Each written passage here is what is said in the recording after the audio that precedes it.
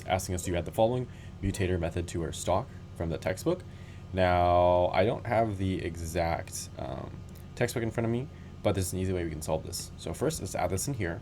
We want to reset the stock's number of shares purchased and total cost to 0. So I'm going to press submit so that we can see what we need to reset. So we need to reset the total shares and the total cost, right? So get profit should be 0. And I believe profit is multiplied cost shares. It's something to do with that. So if we reset that, we should be able to reset our profit.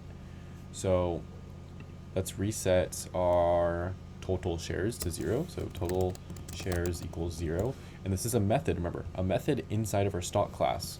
And we're modifying our fields. And our total cost is going to be equal to 0 as well. So let's submit both of those. Passing 2 out of 2 tests.